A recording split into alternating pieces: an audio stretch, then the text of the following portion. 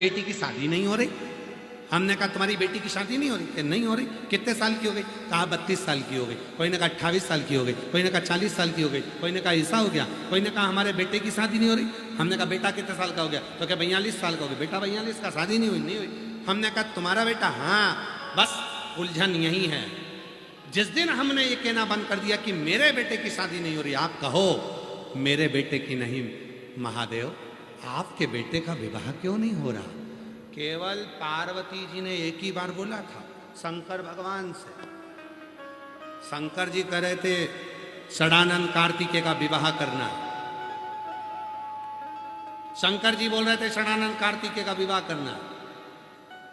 पार्वती जी ने कहा कार्तिकेय को तो कोई भी लड़की दे देगा, सुंदर है, स्मार्ट है, एकदम हैंडसम है, उसको लड़की देने में कहां देरी लगेगी? दिक्कत तो एक ही है, ये दो लड़के हैं ना, कार्तिकेय और गणेश। तो कार्तिकेय तो दिखने में स्मार्ट है, सुंदर है, हैंडसम है, अच्छा है, पर ये गणेश को कौन लड़की देगा? सूंड सुंडाला, नयन विशाला, इसको लड़की कौन देगा? पार्वती जी ने कहा कि सबसे पहले अगर शादी करना है तो गणेश जी की करना। शिव जी ने कहा गणेश जी की शादी? कौन गणेश? भगवान तो आनंद ले रहे थे। पार्वती जी ने कहा तुम्हारा बेटा गणेश। शिव जी ने कहा अब शादी हो जाएगी, क्योंकि इतने दिनों से पार्वती जी कहती थी मेरा पुत्र गणेश। आज पार्वती जी के मुख से निकला तुम्हारा पुत्र गणेश, तो कह दिया आप विवाह की चिंता मत करो। देव ऋषि नारद को बुलाया। देव ऋषि नारद को बुलाकर कहा नारद जी एक काम करो, हमारे लड़के के लिए लड़की देख कर। नारद जी बोले तुम्हारे लड़के के लिए लड़की? उसको तो तुरंत मिल जाएगी। कार्तिकेय जी को लड़की देने में कौन मना करेगा? शंकर भगवान बोले कार्तिकेय नहीं, गणेश। देव ऋषि नारद बोले श्रीमन नारायण, उनकी तो कभी जिंदगी में नहीं होगी। पेट, हाथी का मुख, कौन अपनी लड़की देगा? पार्वती जी ने शंकर भगवान से कहा तुमने भी लड़की ढूंढने के लिए किसको बोला?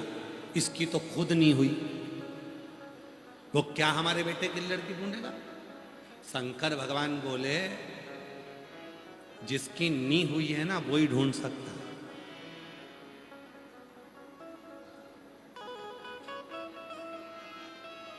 क्योंकि जिसकी नी हुई है ना उसी को मालूम रहता है किस किस के घर में कितनी लड़की है, क्योंकि वो अपने लिए ढूंढता रहता है। तो इसको टेंशन वेंशन मत लो, ये ढूंढ के तो लिया है, इसको जाने। देव ऋषि नारद चले प्रजापति विश्वरूप जी के यहां पहुंच गए। विश्वरूप जी की लड़कियां थी। देव ऋषि नारद ने कहा विश्वरूपा जी क्या बात है? कहा मैं बहुत चिंता में हूं। किस बात की चिंता? मेरी बेटियों का विवाह करना है। बेटियों का विवाह? हाँ। तो टेंशन क्या है? कहा मेरा मन है कि मेरी दोनों लड़कियों की शादी एक ही लड़के से करें। ठीक है, पर लड़का ऐसा होना चाहिए जो लगे ठाट से बैठे तो लगना चाहिए कि कोई सेठ बैठा है। इतने में देव ऋषि नारद जी बोले लड़का बिल्कुल ऐसा ही है, एक बार बैठ जाता है तो 10 दिन तक नहीं उठता। गणेश जी महाराज एक बार बैठते हैं तो 10 दिन तक नहीं उठते। लड़का बिल्कुल ऐसा ही है, एक बार बैठ गया तो 10 दिन नहीं उठेगा। फिर कहा मेरी बेटियां बहुत धीमा बोलती हैं, लड़के के कान ऐसे हों कि वो मेरी बेटियों की बात सुन ले। इतने में नारद जी बोले कानों की तो पूछो ही मती। घर में सुपड़ा देखा है? अरे बोलो तो जम के, तुम्हारे यहां क्या बोलते हैं उसको? वो ऐसा होता है।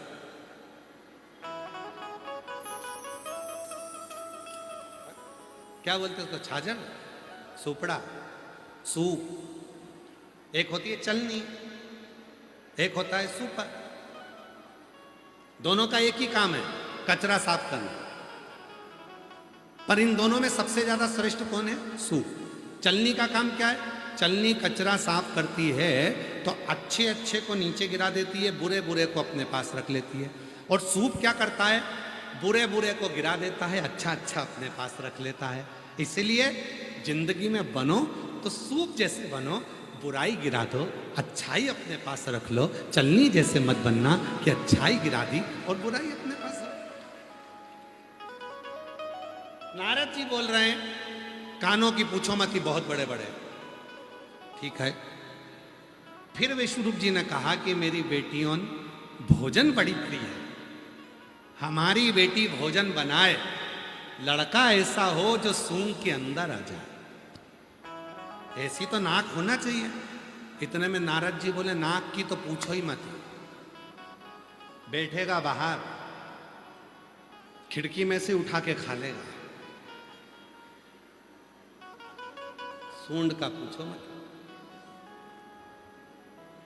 तो विश्वरूप जी ने कहा कि इतना अच्छा लड़का तुम बता रहे हो तो शादी पक्की कर दो। नारद जी बोले, देखोगे नहीं?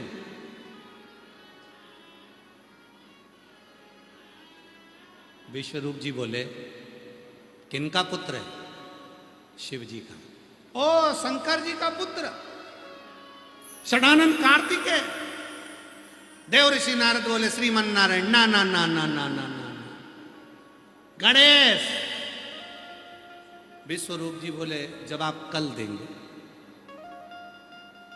अंदर खबर पहुंच गई रिद्धि सिद्धि के पास, हमारे लिए गणेश जी का रिश्ता आया। दोनों खुश हो गए, दोनों। पिता ने पूछा, ऐसा लड़का है, सुंदर दिखेगा नहीं, तुम शादी कर लोगी? हाँ। तो गणेश जी से शादी क्यों करना चाहती है? तो कहा, बुद्धि का देव है,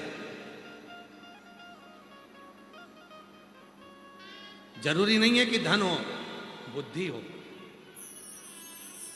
विद्वत्ता हो, बहुत है। महाराज, जरूरी नहीं कि धन हो, बुद्धि का देव। ठीक है। और विवाह पक्का किया शादी करने के लिए। महाराज,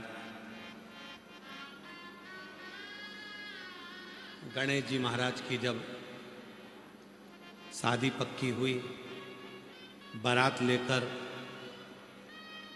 भगवान शंकर जी जाने लगे। शिव जी जब बारात लेकर जाने लगे तो तभी गणेश जी महाराज ने हाथ जोड़कर अपने पिताजी को प्रणाम कर दंडवत नमन कर कर कहा, पिताजी मेरे मन की एक अभिलाषा है, जो दूल्हा बनता है उसकी कुछ तमन्ना होती है, प्रत्येक दूल्हा दुल्हन से पूछो उसके मन में कितनी तमन्ना होती है। गणेश जी महाराज बोले, मेरे मन की भी एक अभिलाषा है, जिस लड़के की शादी होती है उसकी अभिलाषा रहती है, ये वाला गार्डन करो, ये मुझे कार्यमंगलम होना, ऐसी बारात होना, ऐसा बैंड होना, ऐसा सूट होना। तो भगवान शंकर ने पूछा, तुम्हारी क्या अभिलाषा है? गणेश जी बोले, मेरे जितने सेवक हैं सब जाएंगे बारात में, सब बारात में। अब गणेश जी के सेवक कितने थे? सारे चूहे। शंकर जी ने कहा, भेज दे। महाराज, गणेश जी की शादी के पहले चूहे पहुंच गए, सारे के सारे, जितनी मिठाई थी सब कुतर दिए। गणेश जी की रिद्धि सिद्धि के जितने कपड़े थे, लहंगा, चुन्नी, बेस, सब कतर दिए। सारा मंडप कतर दिया, सारा मंडप, जमीन नीचे से पोली कर दी। 3 जगह पर गणेश जी महाराज जैसे ही चले, एक पांव गणेश जी का अंदर जाए तो दूसरा पांव ऊपर आए। गणेश जी ने कहा, बारातियों का स्वागत ऐसे हो रहा है? इतने में विश्वरूप जी आकर बोले, बारातियों का स्वागत नहीं, बारातियों ने तो हमारे हालत खराब करके रखी, हमारी हालत।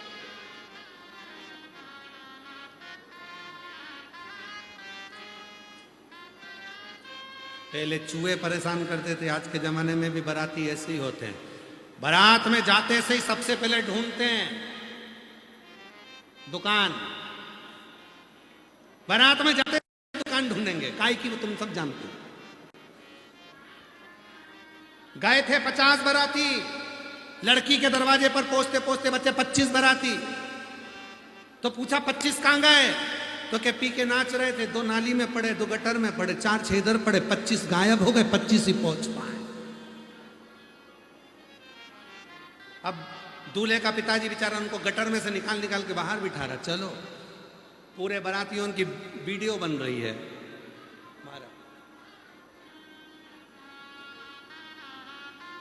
भगवान श्री गणेश जी महाराज को मंगल विवाह विधि शिव महापुराण की कथा को आयोजित कर एक छोटे से गांव में 700 लोगों की बस्ती है और इस छोटे से गांव में इतना दिव्य और भव्य आयोजन आयोजित किया। मैं श्री राजेंद्र आनंदराव पाटिल जी को बहुत बहुत साधुवाद देता हूं इस दिव्य आयोजन के लिए। एक बार जोरदार ताली बजाकर उनके लिए साथ देता हूं। कथा मंडप में विराजमान सभी श्रोता भाई बहन, संत महात्मा, तपस्वी जन, साधक उपासक, जब तक शिव की कृपा नहीं होती तब तक जीव परमात्मा की शरणागति तक नहीं पहुंचता।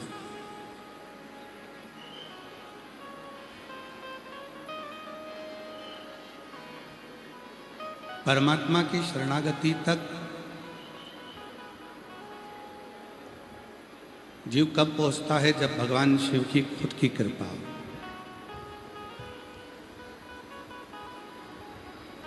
आप सभी वो भाग्यशाली हो, शिव के पूर्व में कोई ना कोई रिश्तेदार रहे हो, इसलिए बाबा आपको कथा सुनाने के लिए पुरुषोत्तम मास में यहाँ बुलाया।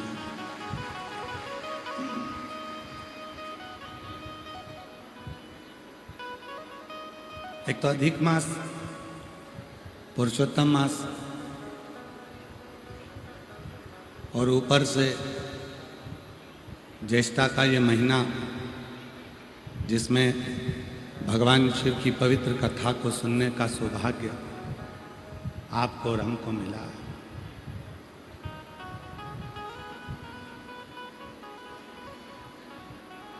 पीछे की आवाज बड़ा पीछे की।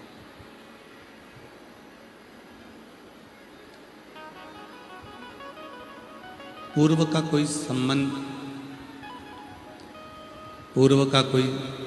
संबंध आपका और हमारा भगवान शिव से रहा होगा, और वो संबंध कहीं ना कहीं इस मृत्यु लोक में सामने प्रकट हुआ होगा, जो शिव की कृपा से पुरुषोत्तम मास में, अधिक मास में ये शिव महापुराण की कथा दूधनाल में हो रही है।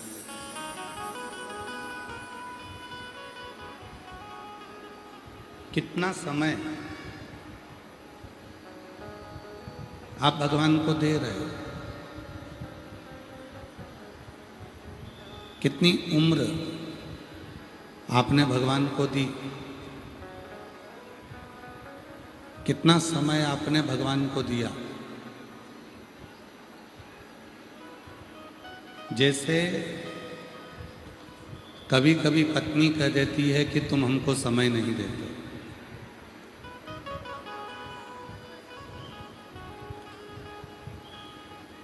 और यदि थोड़ा सा समय पति अपनी पत्नी को दे देता है तो पत्नी प्रसन्न हो जाती है।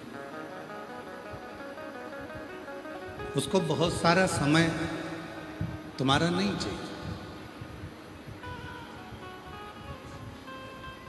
बस थोड़ा सा समय धर्म पत्नी कहती है कि मुझे दे दीजिए, और वो थोड़ा सा समय तुमने जो दिया उतना मेरे लिए बहुत है।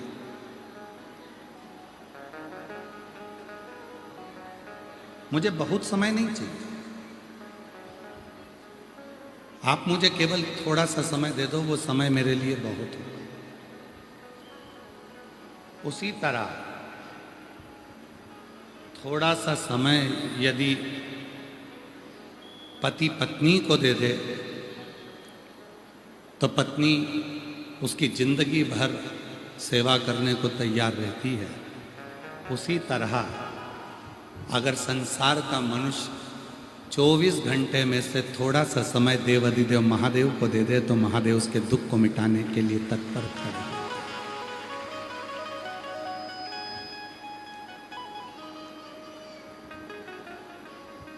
बहुत नहीं मांग रहा, मेरा देवाधिदेव महादेव आपसे बहुत सारा नहीं मांग रहा।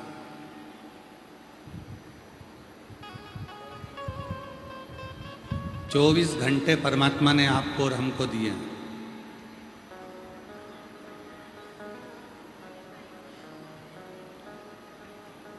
चौबीस घंटे में से अगर आप भगवान को 12 घंटे नहीं दे सकते तो मत दो। 6 घंटे भी मत दो।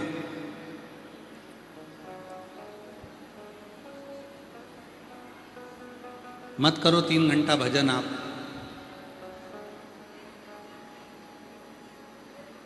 पर शास्त्र कहता है 24 घंटे में से 3 घंटा भजन करो, 3 घंटा नहीं कर सकते तो 1.5 घंटा करो, 1.5 घंटा नहीं कर सकते तो 1 घंटा करो, 1 घंटा भजन नहीं कर सकते तो कम से कम आधा घंटा करो, आधा घंटा नहीं कर सकते तो 15 मिनट करो, 15 मिनट नहीं कर सकते तो 5 मिनट करो, और 5 मिनट भजन नहीं कर सकते तो 1 मिनट करो, और 1 मिनट भी नहीं कर सकते तो चुल्लू भर पानी में डूब मरो।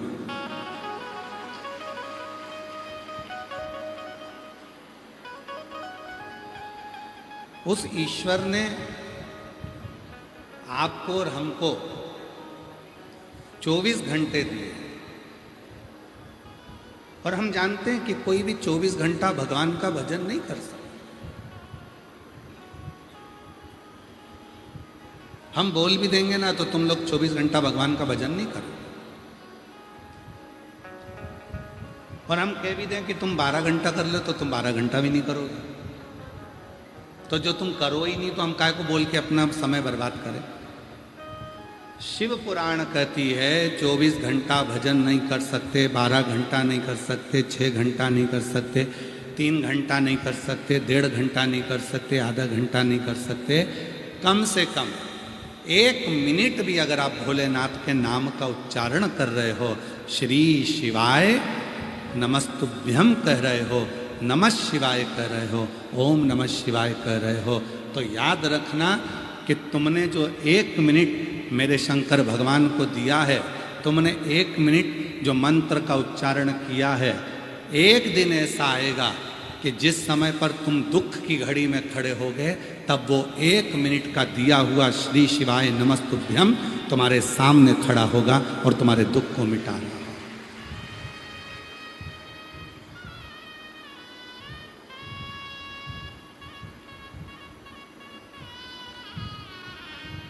एक मिनट का भजन, 1 मिनट का स्मरण तुम्हारे जीवन को सुखी कर दे, आनंदित कर दे। कितना समय आप परमात्मा को दिए हो?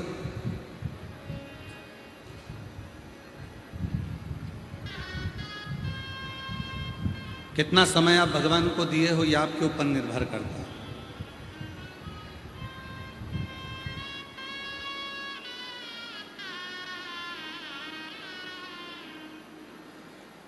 कितना समय आप ईश्वर को दिए हो, यह आपके ऊपर निर्भर करता है। एक बहुत अच्छी बात आती है, एक संत अपनी शिष्या के घर पहुंचे।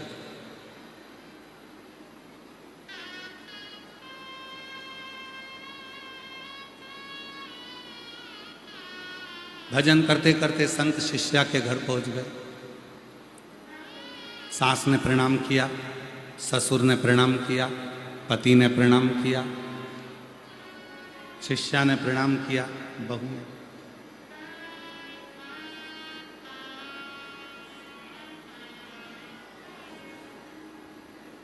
शिष्या जब आई, बहू जब आई तो बहू से पूछा, बेटा तेरे ससुर की उम्र कितनी है? शिष्या ने कहा मेरे ससुर की उम्र 15 साल।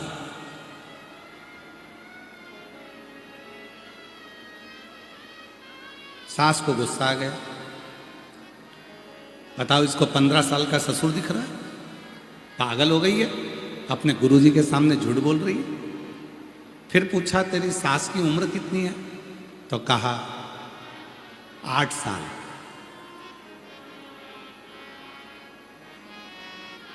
सास को और गुस्सा आ गया, बताओ मैं इसको 8 साल की दिख रही, बोलना चाहिए 60 का, बोल रही है 8 का। फिर कहा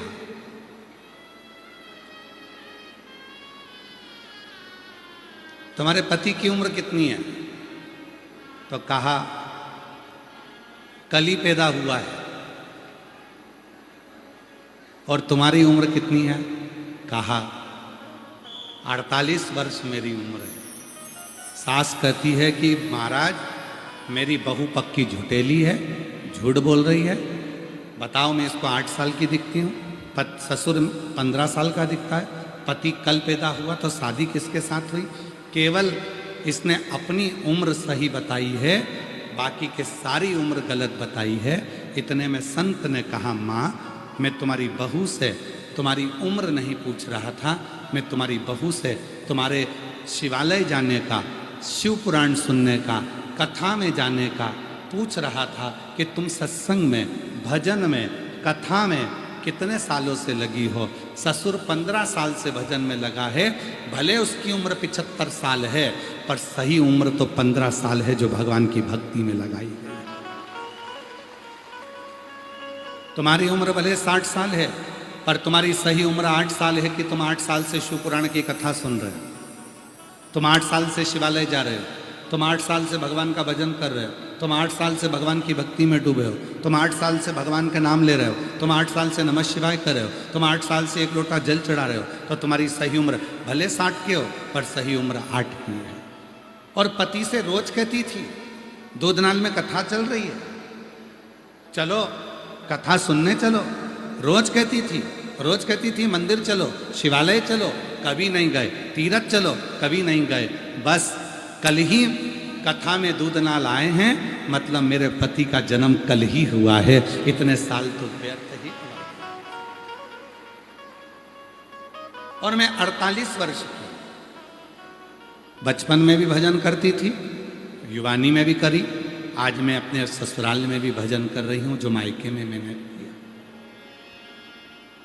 कर्म कितना तुमने शिव का भजन किया,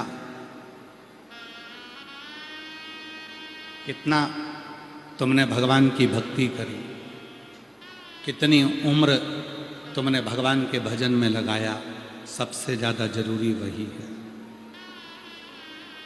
बाकी का समय तो तुमने जो निकाला कमाने में, परिवार में, कुटुंब में, कबीले में, ये सब गिनती में नहीं आया। माँ बाप याद रखना, तुमने जितना समय भगवान को दिया है, तुम्हारी अंतिम श्वास के समय पर तुम्हारे परिवार वाले डॉक्टर से कहेंगे ये पैसा रख लो, पर हमारे पति की, हमारे पत्नी की, हमारे बच्चे की, हमारे ससुर की, सास की थोड़ी सी और जी ले, थोड़ा प्राण और मिल जाए, थोड़ा और जी लें, ऐसा कुछ कर दो। वो डॉक्टर कहेगा मैं अपना पूरा काम कर रहा हूँ, आगे उसकी मर्जी है। तो याद रखना, तुमने जितना समय भोलेनाथ को दिया है, तुम्हारी अंतिम समय में उतना समय मेरा बाबा तुमको बढ़ा देगा और तुम्हें स्वस्थ कर कर तुम्हारे घर तक पहुँचा देगा।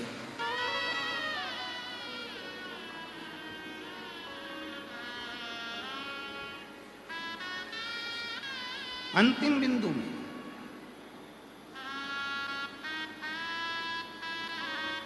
हमारे दीनानाथ जी एक लाइन बड़ी अच्छी गुनगुनाते हैं, जो कोई ना दे सका कोई भी दे सका, कोई भी आज तक, पूज्य गुरुदेव वह दे दिया आपने, जो नहीं दे सका कोई भी आज तक, पूज्य गुरुदेव वह दे दिया आपने। आपने तप किया पुण्य हमको दिया, आपने तप किया पुण्य हमको दिया, आपने दीप एहसान हम पर किया, आपने दीप एहसान हम पर किया। कर तितिक्षा हमें ज्ञान अमृत पिला, कर तितिक्षा हमें ज्ञान अमृत पिला, स्यो हमारे लिए विष पिया आपने। ये विष संसार का जितना विष है,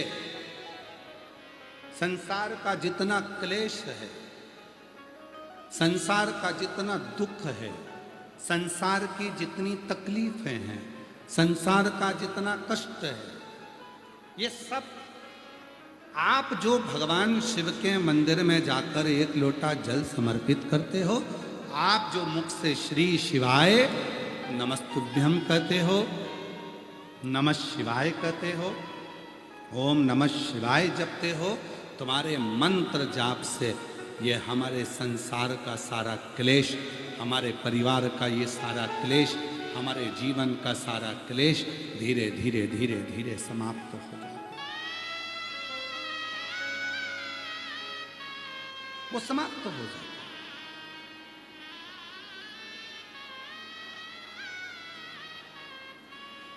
मत दो आप किसी को कुछ भी, पर समय तो मेरे महादेव को एक पल का, एक घड़ी का।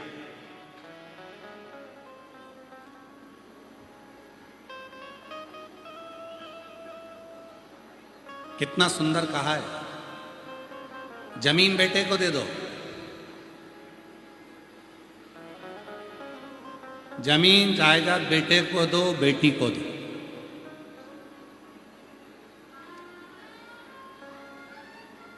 गाड़ी भी बेटा बेटी को दे दो, सोना चांदी भी बेटा बेटी को दे दो,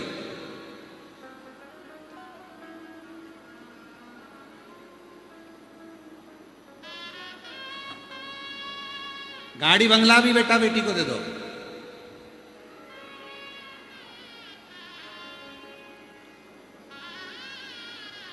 जमीन बेटा बेटी के नाम कर दो, गाड़ी बेटा बेटी के नाम कर दो, बंगला बेटा बेटी के नाम कर दो, सोना चांदी बेटा बेटी के नाम कर दो, पर निवेदन है इस जीवान को, जिभ्या को शिव के नाम कर दो। ये जिभ्या, ये जीवान, ये जिभ्या जितना शिव का भजन करेगी, ये जिभ्या जितना शंकर का नाम लेगी, तुम्हारे अंत समय में, तुम्हारे दुख की घड़ी में, तुम्हारी तकलीफ की घड़ी में वो कोई नहीं आएगा, तब ये शिव आकर खड़ा हो। अंत समय, और अंत समय प्रभु आना पड़ेगा, वचन दिया तो निभाना पड़ेगा।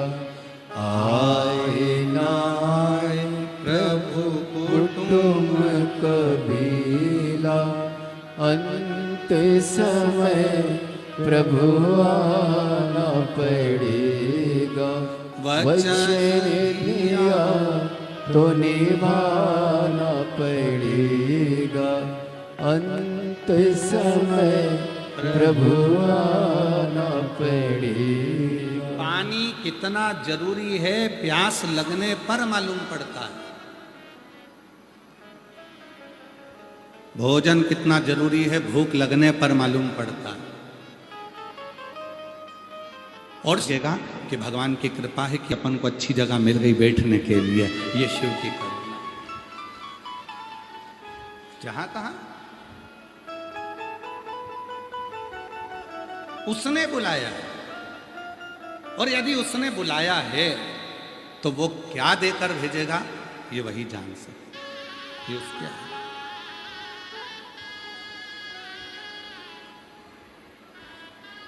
पानी कितना जरूरी है प्यास लगने पर मालूम पड़ता है। भोजन कितना जरूरी है भूख लगने पर मालूम पड़ता है। और शंकर का चढ़ाना एक लोटा जल कितना जरूरी है ये दुख आने पर मालूम पड़ता है, तकलीफ आने।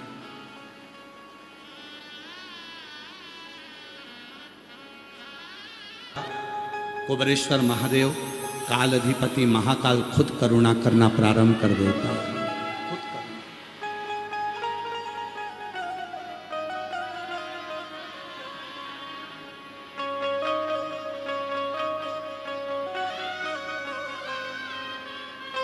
स्वयं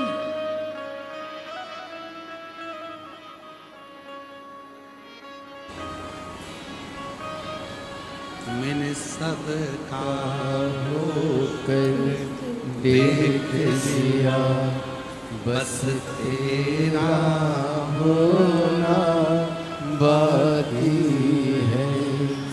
मैंने सबका होकर देख लिया, बस तेरा होना बाकी है। मैंने सब कुछ होकर देख लिया, बस खुद पाना बाकी है। हम उसके आश्रित क्यों ना हो, हम उसके आश्रित क्यों ना।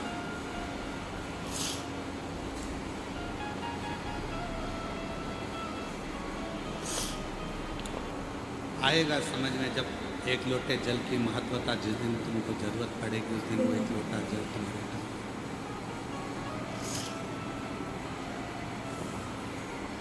आएगा। एक दिन समझ में कि वो एक लोटा जल कितना जरूरी है। और मेरी चीजियों,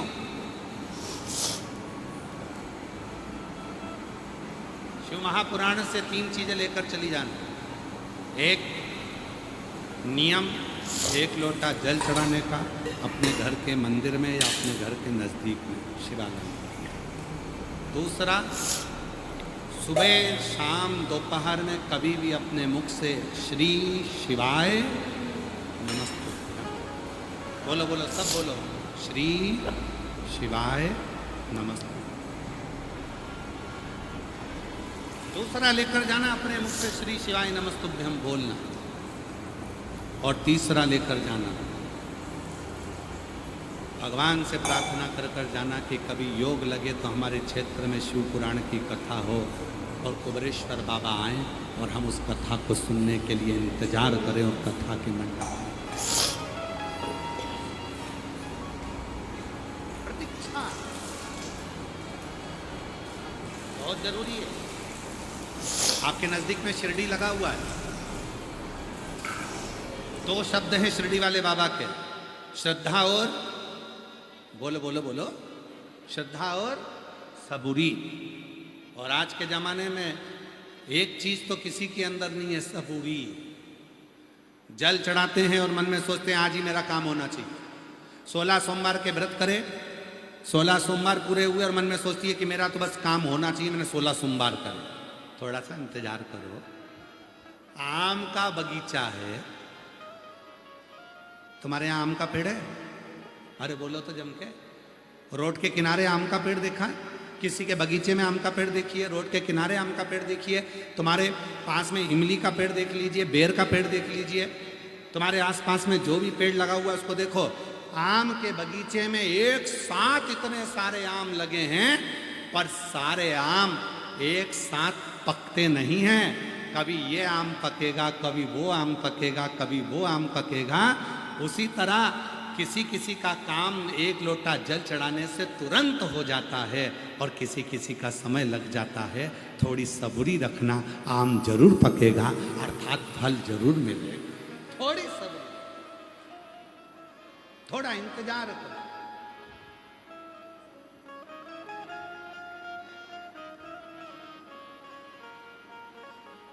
उसका इंतजार करो। ओ भोले रे तेरे बिना भी क्या जीना। ओ शंभु रे तेरे बिना भी क्या जीना।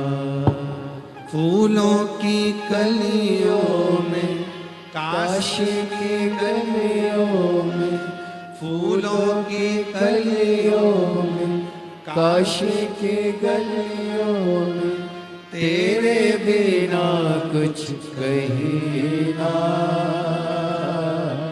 तेरे बिना भी क्या जीना। तेरे बिना भी क्या जीना। ओ शंभु रे तेरे बिना भी क्या जीना। थोड़ा इंतजार करो, थोड़ी प्रतीक्षा करो, थोड़ी सबूरी रखो। जिस दिन तुमने प्रतीक्षा करना प्रारंभ कर दी, इंतजार करना प्रारंभ कर दिया, तुमने सोच लिया थोड़ा इंतजार करो, ट्रेन है अटक गई होगी, कोहरे में रुक गई होगी, पानी में रुक गई होगी, हवा आंधी में रुक गई होगी, आएगी। समय पर नहीं आएगी तो लेट आएगी, आएगी। वो नहीं आएगी तो दूसरी आएगी, आएगी। समय पर टिकट है तुम्हारे पास, बैठोगे जरूर, थोड़ा इंतजार करना। उसी तरह आएगा एक दिन, मेरा भोलेनाथ आएगा। तुम लोटा भरकर जल चढ़ाते रहना, श्री शिवाय नमस्तुभ्यम कहते रहना। अपने घर के दरवाजे पर श्री शिवाय नमस्तुभ्यम का लेबल चिपका दो, स्टिकर चिपका दो, लिख दो कि ये मेरा घर नहीं, ये शंकर का घर है। और श्री शिवाय नमस्तुभ्यम लिख गया तो समझ लेना कि एक दिन उस घर के अंदर मेरा भोले बाबा जरूर आएगा, क्योंकि वो घर तुम्हारा नहीं, शिव का होगा, वो शंकर का।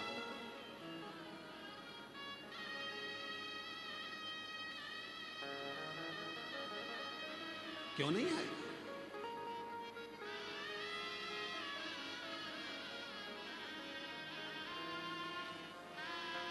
एक बार भगवान देवादिदेव महादेव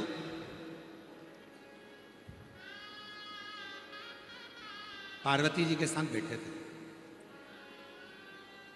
और अपने एक भक्त को देखकर मुस्कुरा रहे थे।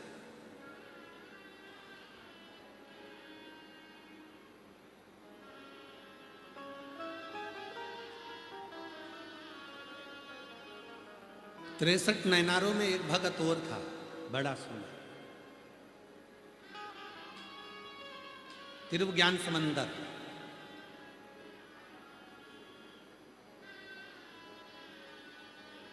उस बच्चे का नाम था तिरु।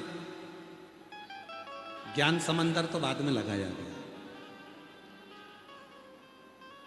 दक्षिण प्रदेश की कथा है।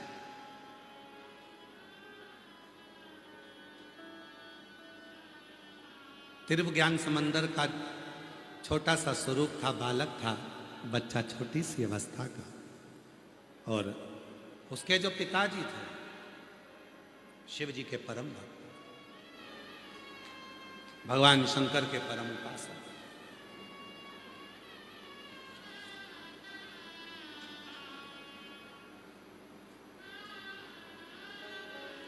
जो शिव जी का भक्त होता है वो शिव जी का पूजन की पद्धति अपने बच्चों को बताता है।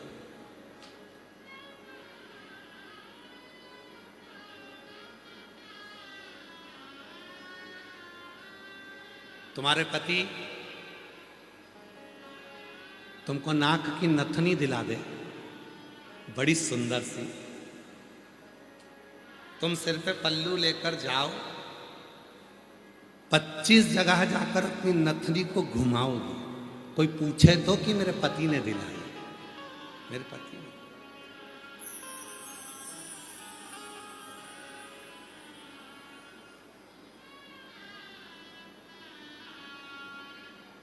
नथनी दिलाई यार ने खूब किया प्रचार।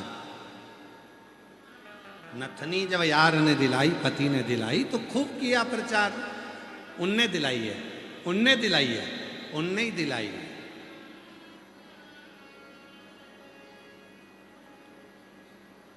और नाक ही नहीं देता करतार तो क्या करता यार?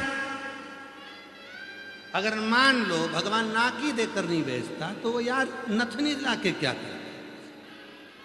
शिव पुराण की कथा कहती है, अगर नथनी की तारीफ इतनी कर रहे हो कि मेरे पति ने दिलाई, मेरे पति ने दिलाई, मेरे पति ने दिलाई, तो कभी कभी 4 लोगों के सामने बैठकर जल चढ़ाना प्रारंभ कर दोगे और शिव पर भरोसा करना प्रारंभ कर दोगे। थोड़ी सी श्रद्धा, थोड़ी सी सबूरी, थोड़ा इंतजार करोगे, प्रतीक्षा करोगे, एक दिन मेरा भोलेनाथ तुम्हारे दुखड़े मिटाकर चले जाएगा और तुम्हारी झोली खुशियों से भर जाएगी। थोड़ा इंतजार। भगवान देवादिदेव महादेव माता पार्वती जी के साथ बैठकर हंस रहा है, मुस्कुरा रहा है। अपने भक्त को देखकर, अपने भक्त को देखकर मेरे महादेव जी मुस्कुरा रहे हैं, उनको प्रसन्नता हो रही है। अपने भक्त को देखकर उनके चेहरे पर प्रसन्नता है। तो माँ जगज्जननी जगदम्बा अम्बा पार्वती जी ने पूछा कि तुम इतना मुस्कुरा क्यों रहे हो, क्या बात है? उन्होंने कहा मेरा भगत है एक तिरुप के पिता मेरे भगत हैं, शंकर मुझे पूछते हैं, मेरा भजन करते हैं, उसके पिताजी दिन रात मुझे भजते हैं, दिन रात मेरा भजन करते हैं। तो फिर हंस क्यों रहे हो? कि अभी तुझे लीला दिखाता हूं। आज तिरुप के पिताजी ने तिरुप को साथ में लिया, जिसकी उम्र मात्र उम्र 2.5 वर्ष की थी, और 2.5 वर्ष के बच्चे को लेकर शिवालय पहुंच गए, शंकर के मंदिर पहुंच गए। बच्चे को बिठाया बाहर, तिरुप बैठे थे बाहर और तिरुप के पिता बैठे थे मंदिर के अंदर।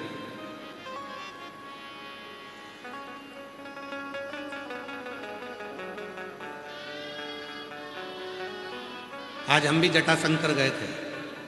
जटाशंकर है, आज पास के गांव में जटाशंकर महादेव के दर्शन करने गए थे। अब गांव के लोगों ने हमको बिठा दिया अंदर और खुद रह गए बाहर। तो कभी कभी कथा याद आती है महादेव की कि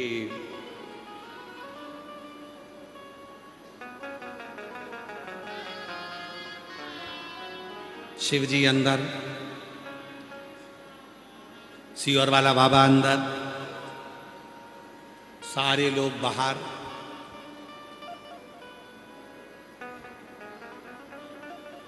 सब बाहर। अब शिव जी पे जल चढ़ाओ, उसके पहले ही उनका जो बेलपत्र था वो नीचे गिर रहा था, जल चढ़ाने से पहले।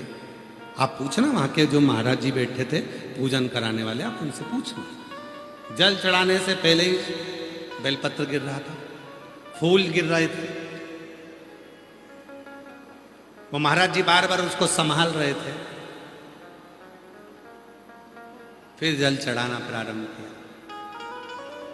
अब हमको खूब हंसी आए। हम बोले भोलेनाथ, अरे ओ जटाशंकर महादेव, जब भक्तों से इतना प्रेम करते हो तो छुप के क्यों बैठे रहते हो, बाहर क्यों नहीं चले जाते? हमको मालूम है तुम ये सब चीजें क्यों गिरा रहे हो, क्योंकि तुम्हारे सारे भक्त बाहर खड़े हैं, मंदिर छोटा है, सारे भक्त बाहर, तुम अंदर, इसलिए तुम धीरे धीरे उनको झांक रहे हो। जब कोई झांकता है तो ही सामान गिरता है। फिर इधर झांका। जब इतना प्रेम करते हो तो जाते क्यों नहीं बाहर?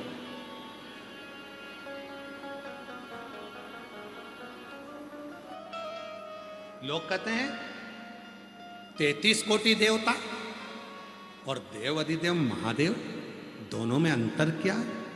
शिव पुराण कहती है जो अमृत पीते हैं वो देव कहलाते हैं, और जो विष पीता है वो महादेव कहलाता है।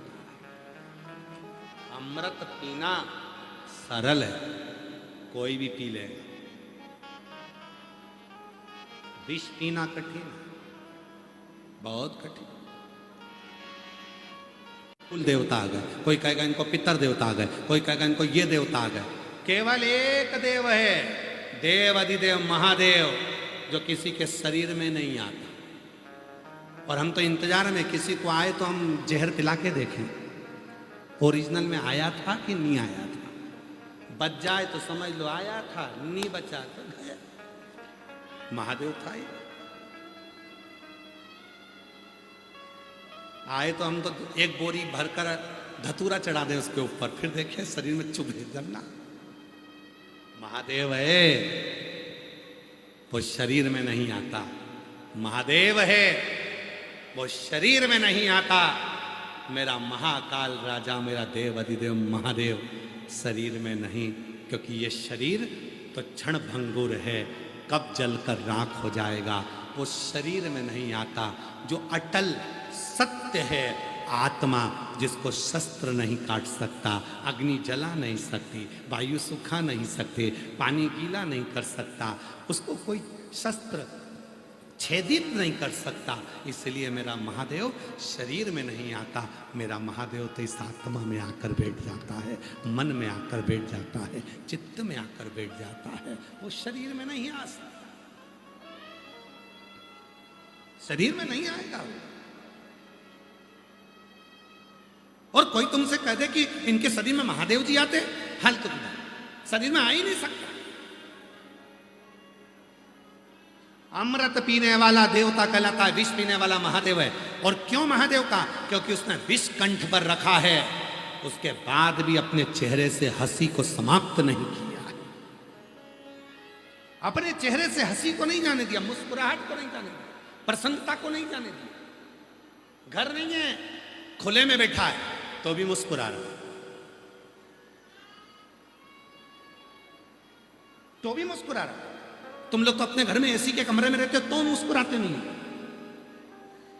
तुम्हारे घर में कूलर लगा है तो भी तुम्हें मुस्कुराहट नहीं है। खाने को अच्छा मिल रहा है तो भी मुस्कुराहट नहीं है। बच्चे अच्छे हैं तो भी मुस्कुराहट नहीं है। पत्नी अच्छी है तो भी मुस्कुराहट नहीं है। पति अच्छा है तो भी मुस्कुराहट नहीं है। गाड़ी है घर में तो भी मुस्कुराते नहीं हो।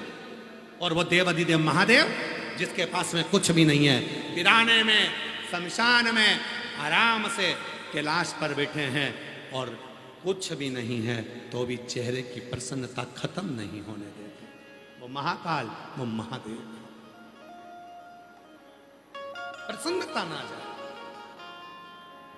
बहुत मुस्कुराइए, बहुत मुस्कुरा। कई लोग तो कह देते हैं सियोर वाला बाबा के पास कोई काम नहीं, दिन भर बैठे बैठे दांत दिखाता रहता है, हंसता रहता है।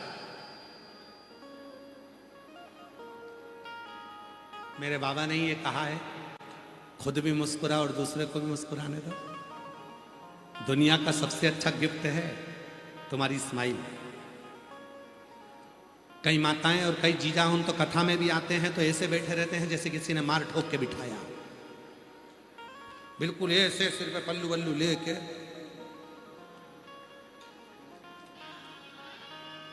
एकदम मुख बंद, पूरी कथा हो जाए, उनके चेहरे पर कोई हंसी ना आए, मुस्कुराहट ना आए।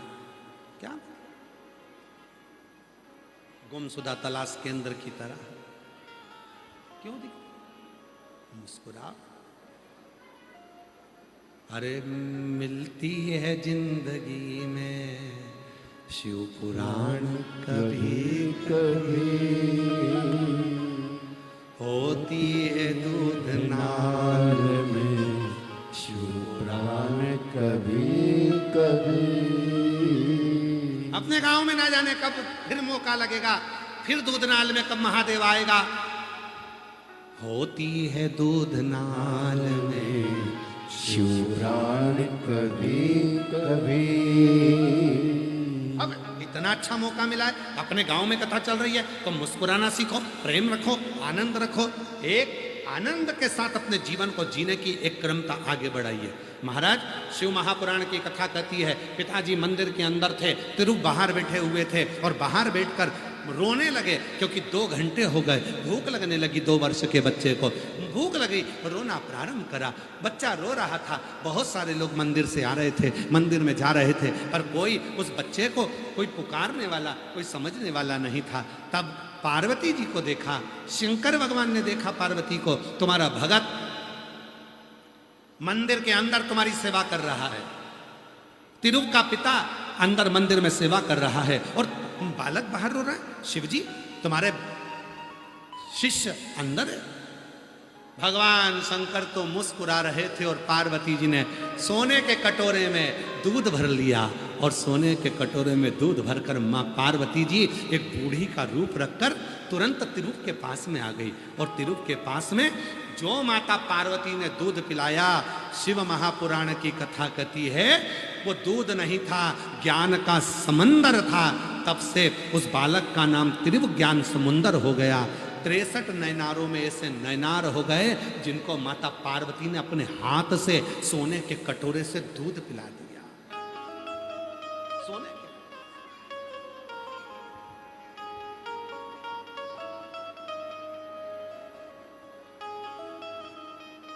पिताजी आए बाहर, पिताजी ने देखा, पिताजी ने आकर देखा कि मेरे बेटे के मुख में दूध लग रहा है। पूछा किसने पिलाया दूध? तिरु ज्ञान समुंदर काशी वाले के भरोसे चलते हैं, सीहोर वाले के भरोसे चलते हैं, सीहोर वाले के भरोसे चलते हैं, हम तो बाबा के भरोसे चलते हैं, हम तो बाबा के भरोसे चलते हैं। हम उसके आश्रित होकर चलें, उसके आश्रित होकर चलेंगे तो क्यों ना संभालेगा वो। हमको लगता है बेटा हमारा, कई माताएं कहती है मेरी बेटी की शादी नहीं हो रही। हमने कहा तुम्हारी बेटी की शादी नहीं हो रही? नहीं हो रही। कितने साल की हो गई? कहा 32 साल की हो गई। कोई ने कहा 28 साल की हो गई, कोई ने कहा 40 साल की हो गई, कोई ने कहा ऐसा हो गया, कोई ने कहा हमारे बेटे की शादी नहीं हो रही। हमने कहा बेटा कितने साल का हो गया? तो क्या 42 साल का हो गया? बेटा 42 का, शादी नहीं हुई? नहीं हुई। हमने कहा तुम्हारा बेटा? हाँ। बस उलझन यही है। जिस दिन हमने ये कहना बंद कर दिया कि मेरे बेटे की शादी नहीं हो रही, आप कहो मेरे बेटे की नहीं, महादेव आपके बेटे का विवाह क्यों नहीं हो रहा?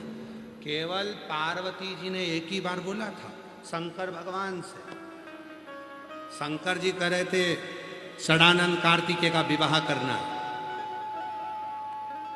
शंकर जी बोल रहे थे षडानंद कार्तिकेय का विवाह करना। पार्वती जी ने कहा कार्तिकेय को तो कोई भी लड़की दे देगा, सुंदर है, स्मार्ट है, एकदम हैंडसम है, उसको लड़की देने में कहां देरी लगेगी?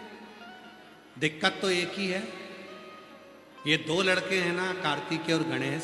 तो कार्तिकेय तो दिखने में स्मार्ट है, सुंदर है, हैंडसम है, अच्छा है, पर ये गणेश को कौन लड़की देगा?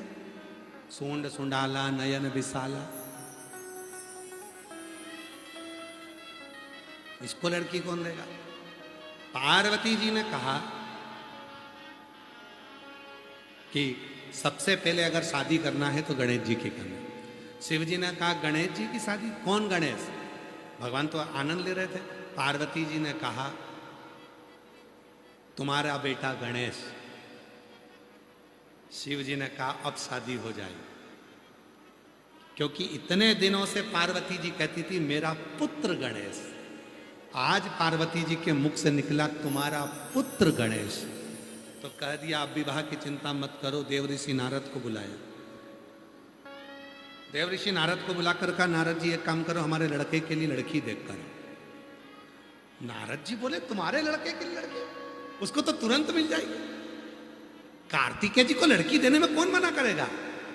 शंकर भगवान बोले कार्तिकेय नहीं, गणेश। देव ऋषि नारद बोले श्रीमन नारायण, उनकी तो कभी जिंदगी में नहीं होगी। पेट, हाथी का मुख, कौन अपनी लड़की देगा? पार्वती जी ने शंकर भगवान से कहा तुमने भी लड़की ढूंढने के लिए किसको बोला? इसकी तो खुद नहीं हुई, वो क्या हमारे बेटे के लिए लड़की ढूंढेगा? शंकर भगवान बोले जिसकी नी हुई है ना वो ही ढूंढ सकता है।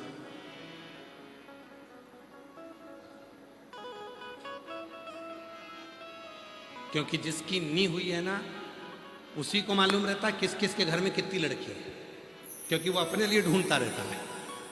तो इसको टेंशन वेंशन मत लो, ये ढूंढ के तो लिया है, इसको जाने दो। देव ऋषि नारद चले, प्रजापति विश्वरूप जी के यहां पहुंच गए। विश्वरूप जी की लड़कियां थी। देव ऋषि नारद ने कहा विश्वरूपा जी क्या बात है? कहा मैं बहुत चिंता में हूं। किस बात की चिंता? मेरी बेटियों का विवाह करना। बेटियों का विवाह? हाँ। तो टेंशन क्या? कहा मेरा मन है कि मेरी दोनों लड़कियों की शादी एक ही लड़के से करूं। ठीक है, पर लड़का ऐसा होना चाहिए जो लगे ठाट से बैठे तो लगना चाहिए कि कोई सेठ बैठा है। इतने में देवऋषि नारद जी बोले लड़का बिल्कुल ऐसा ही है, एक बार बैठ जाता है तो 10 दिन तक नहीं उठता। गणेश जी महाराज एक बार बैठते हैं तो 10 दिन तक नहीं उठते। लड़का बिल्कुल ऐसा ही है, एक बार बैठ गया तो 10 दिन नहीं उठेगा। फिर कहा मेरी बेटियां बहुत धीमा बोलती हैं, लड़के के कान ऐसे हों कि वो मेरी बेटियों की बात सुन ले। इतने में नारद जी बोले कानों की तो पूछो ही मती। घर में सुपड़ा देखा है? अरे बोलो तो जम के, तुम्हारे यहां क्या बोलते हैं उसको? वो ऐसा होता है।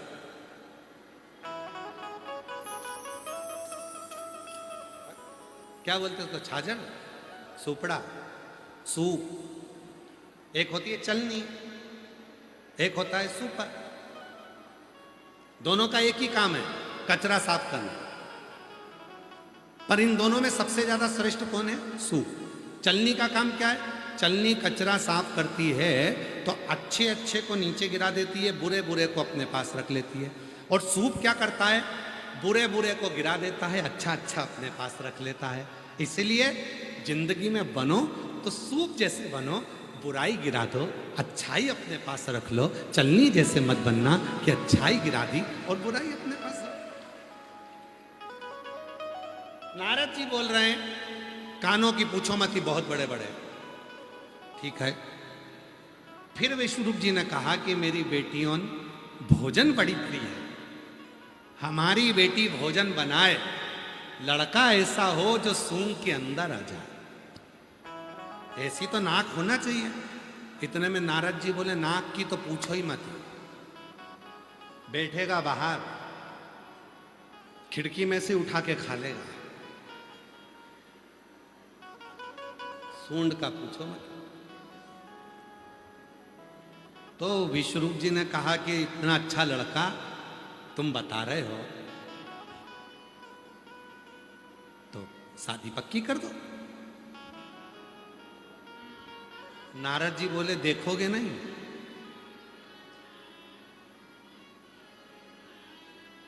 विश्वरूप जी बोले किनका पुत्र है?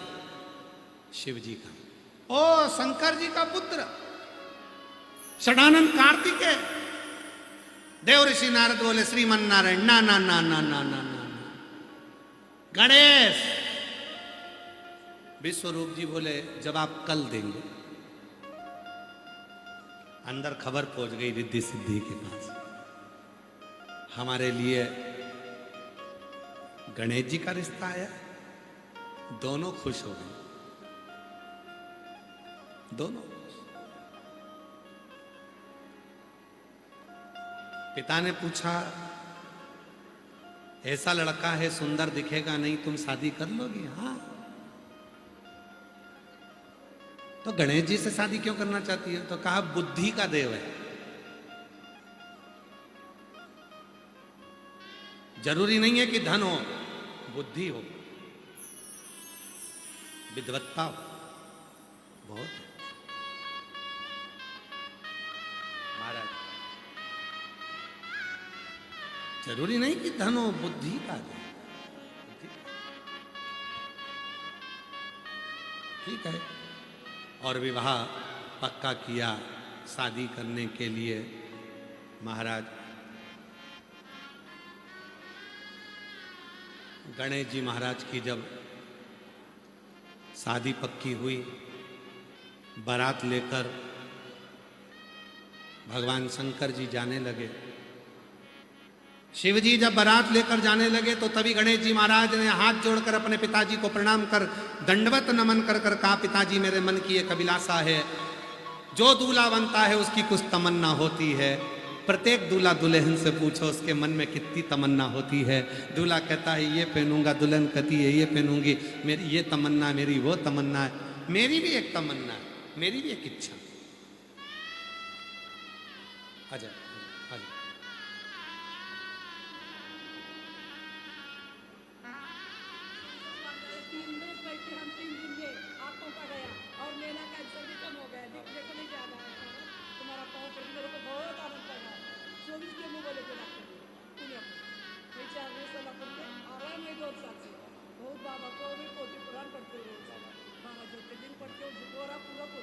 इन्हीं माँ को कैंसर हो गया था।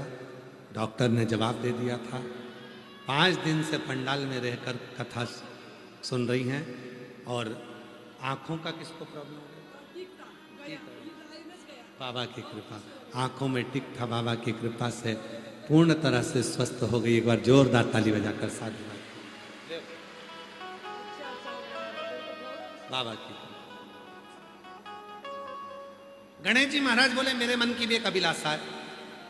जिस लड़के की शादी होती है उसकी अभिलाषा रहती है, ये वाला गार्डन करो, ये मुझे कार्यमंगलम होना, ऐसी बारात होना, ऐसा बैंड होना, ऐसा सूट होना। तो भगवान शंकर ने पूछा तुम्हारी क्या अभिलाषा है? गणेश जी बोले मेरे जितने सेवक हैं सब जाएंगे बारात में, सब बारात में। अब गणेश जी के सेवक कितने थे? सारे चूहे। शंकर जी ने कहा भेज दे।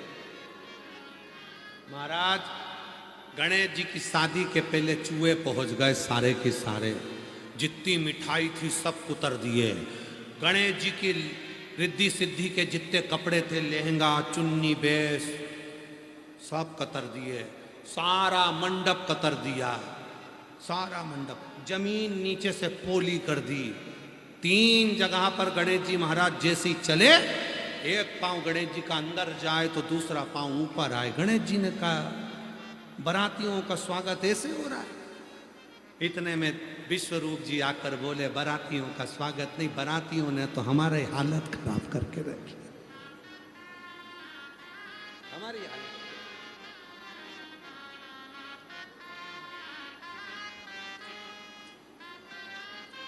पहले चूहे परेशान करते थे, आज के जमाने में भी बाराती ऐसे ही होते हैं। बारात में जाते से ही सबसे पहले ढूंढते हैं दुकान। बारात में जाते दुकान ढूंढेंगे, काय की वो तुम सब जानते हो। गए थे 50 बाराती, लड़की के दरवाजे पर पहुंचते पहुंचते बच्चे 25 बाराती। तो पूछा 25 कहां गए? तो के पी के नाच रहे थे, 2 नाली में पड़े, 2 गटर में पड़े, 4 इधर पड़े, 25 गायब हो गए, 25 ही पहुंच पाए। अब दूल्हे का पिताजी बेचारा उनको गटर में से निकाल निकाल के बाहर बिठा रहा। चलो, पूरे बारातियों की वीडियो बन रही है।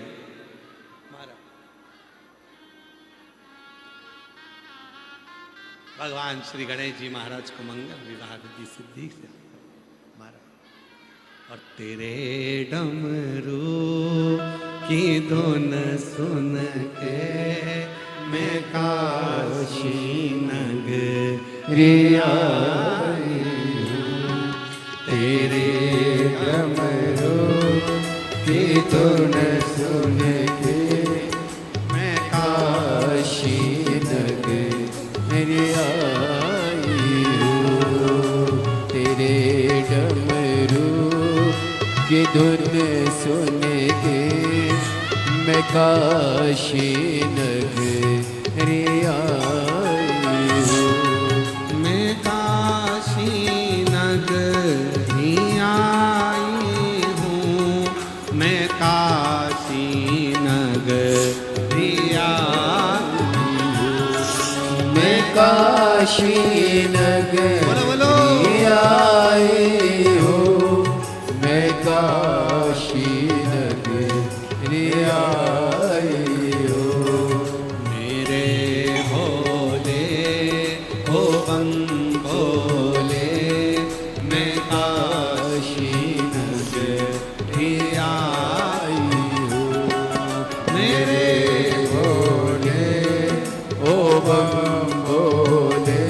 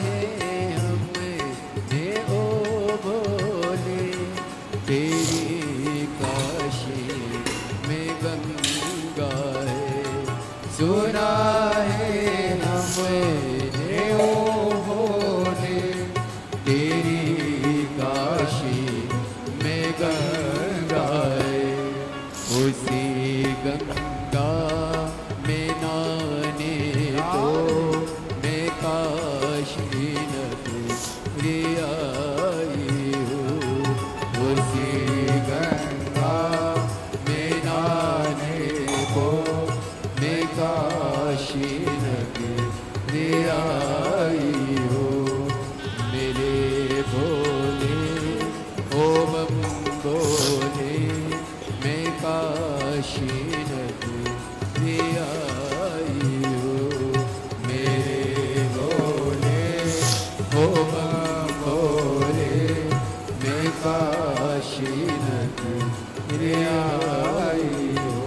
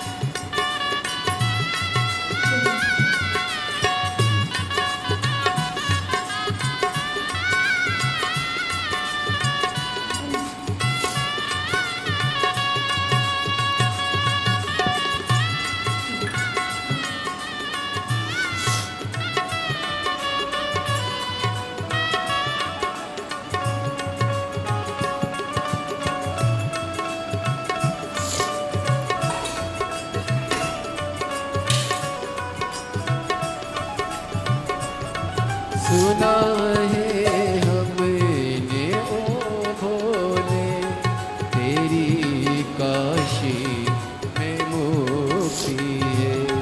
सुना है हमने ओ भोले तेरी काशी में मुक्ति है। सुना है हमने ओ भोले तेरी काशी में मुक्ति है। सुना है हमने ओ भोले तेरी काशी में मुक्ति है।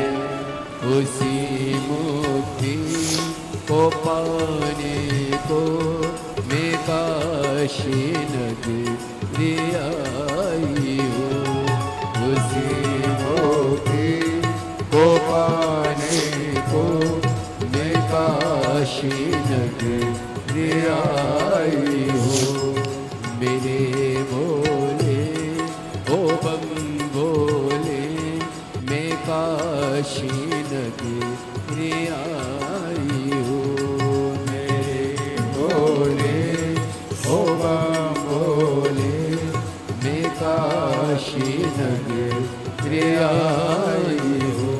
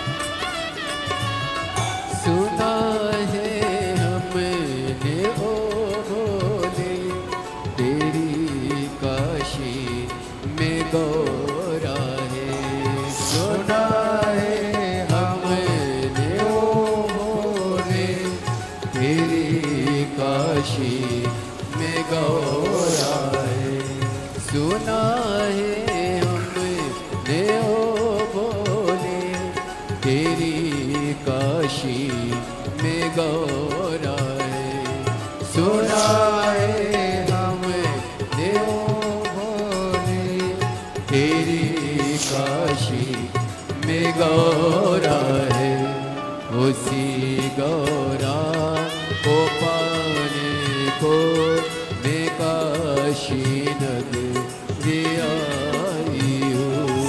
उसी गौरा को पाने को मैं काशी नगरी आई हूँ। मेरे बोले ओ बम बोले मैं काशी नगरी आई हूँ।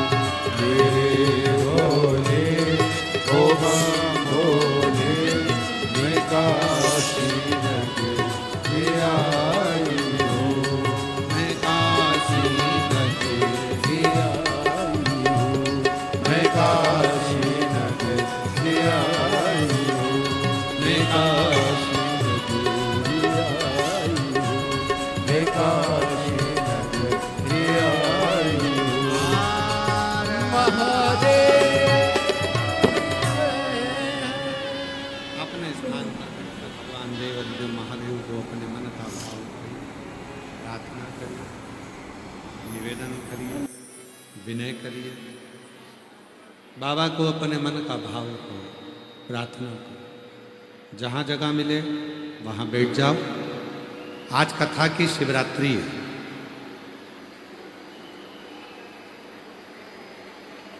उधर का माइक बंद करवा दो। माइक वाले को बोल के माइक बंद करवा दो। भोजनशाला के माइक बंद करवा। आज कथा की शिवरात्रि है। बड़े भाव से भगवान देवाधिदेव महादेव को प्रार्थना करिए, निवेदन करो, विनय करो, विनती करो। ये कथा दूधनाल गांव में जो चल रही है, आज कथा का छठा दिवस है। कल कथा सुबह 8 बजे से 11 बजे तक होगी दूधनाल गांव में। टीवी पर कथा का समय वही 2 बजे से 5 बजे तक रहेगा। ये कथा जो दूधनाल महाराष्ट्र में चल रही है, ये 2 जून को विराम हो जाएगी। फिर 9 जून से 15 जून तक बलखंडी नाथ फुलवरिया बलिया उत्तर प्रदेश में शिव महापुराण की कथा 1 बजे से 4 बजे तक रहेगी। सारे बलिया उत्तर प्रदेश वालों को बहुत बहुत बधाई, जो आपके उत्तर प्रदेश में कथा प्रवेश करी है और उत्तर प्रदेश की भूमि पर पुरुषोत्तम मास में ये कथा पहुंची है। सभी को बहुत बहुत फुलवरिया वालों को बधाई हो। 18 से 24 जून तक भटिंडा पंजाब में शिव महापुराण की कथा 2 बजे से 5 बजे तक रहेगी। ऐसे ही दिव्यता के साथ में आप और हम भगवान से प्रार्थना करें, अपने मन की बात बाबा देवाधिदेव महादेव से कहें, हृदय से बाबा को अपना भाव सुनो। सभी लोग साथ में बोलिएगा, उच्चारण करिएगा और बाबा को अपने मन का भाव कहिएगा।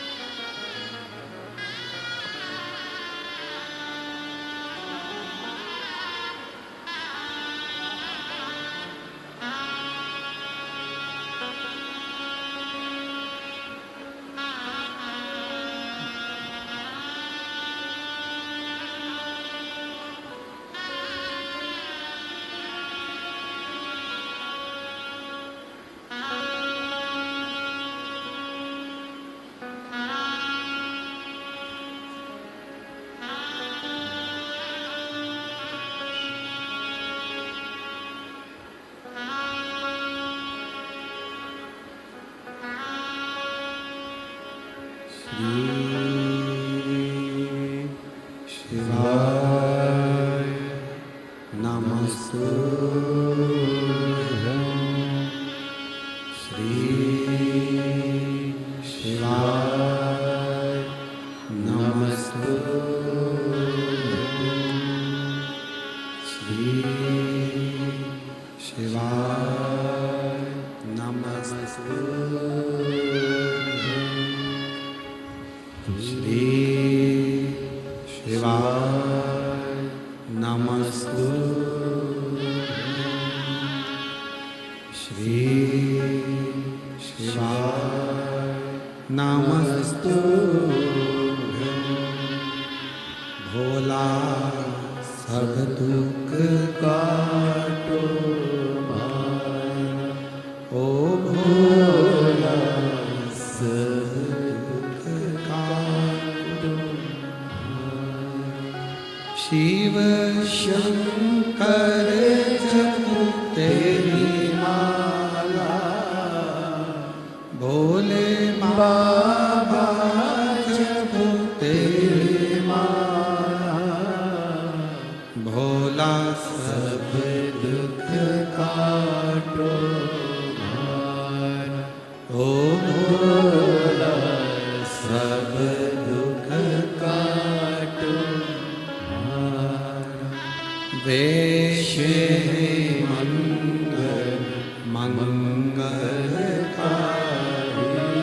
वेश मंगल मंगलकारी, शमशान वासी हमारा, शमशान वासी हमारा, ओ भोला सब दुख काटो माया, ओ भोला सब दुख काटो माया।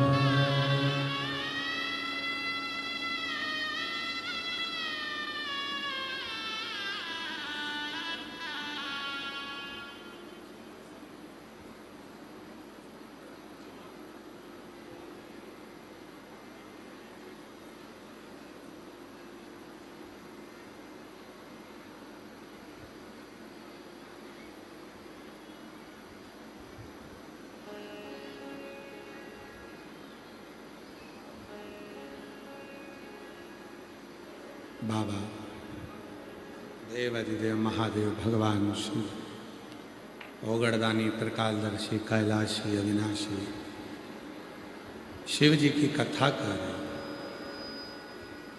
भगवान शंकर का चरित्र कर रहे हैं, शिव पुराण कर रहे हैं।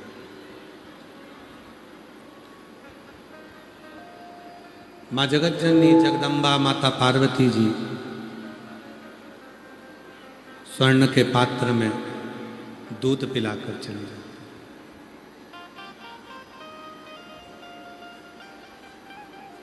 हम जिस दिन तक अपने को अपने परिवार का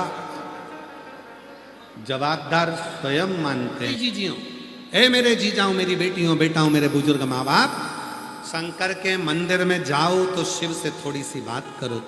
तिरु ज्ञान समंदर ने शंकर से बात करी, बाबा मेरे मन के प्रश्न को उत्तर दे दीजिए, क्या मस्तक पे लगे हुए भस्म के त्रिपुंड से कल्याण हो सकता?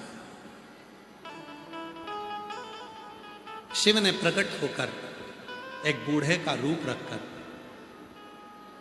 भस्म के 3 स्वरूप बता दिए। ये जितने लोग माथे पर त्रिपुंड लगाते हैं भस्म का, शंकर भगवान ने त्रिव ज्ञान समंदर को अपने भस्म के 3 स्वरूप बता दिए। 3 होते हैं, एक होता है भस्म लगाने वाला, एक होता है भस्म देने वाला, और एक होता है भस्म लगे मस्तक का दर्शन करने वाला। शिव जी कहते हैं, सुनो हे तिरु, बूढ़े का रूप रखकर भगवान शंकर कहते हैं, एक होता है भस्म लगाने वाला। शिव की चढ़ी हुई भस्म जब किसी के मस्तक पर आती है तो ये शरीर केवल शरीर नहीं रह जाता है, ये शरीर लिंग बन जाता है, शंकर का स्वरूप बन जाता है, और जब शरीर शिव बन जाता है तो संपूर्ण भाव शिव का। आप देखिएगा जिनके मस्तक पर त्रिपुंड लगा होता है उनके चेहरे को देखोगे तो आपको देखकर लगेगा कि ये शंकर का कोई शिवलिंग है, शंकर का कोई स्वरूप। दूसरा है भस्म का दान।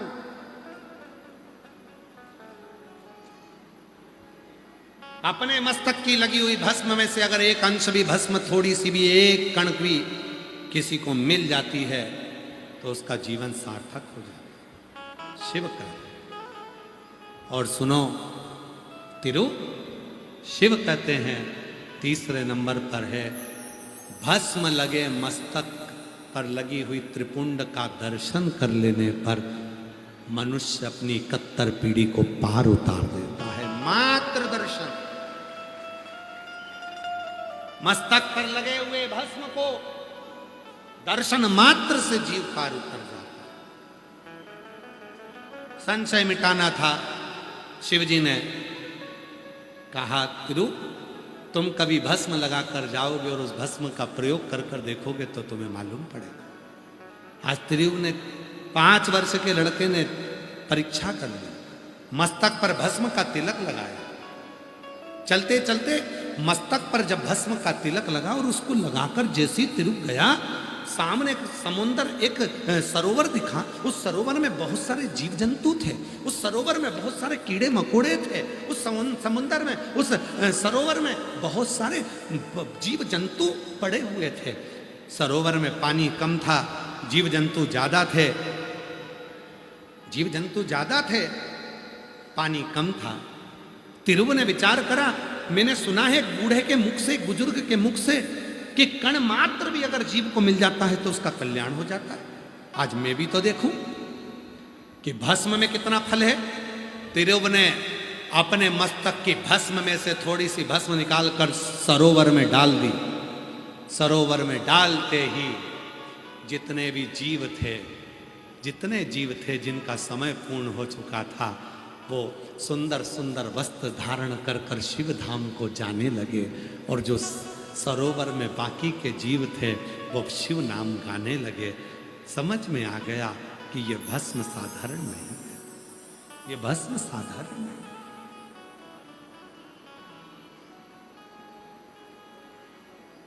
ये भस्म साधारण नहीं है, समझ गया। ये कोई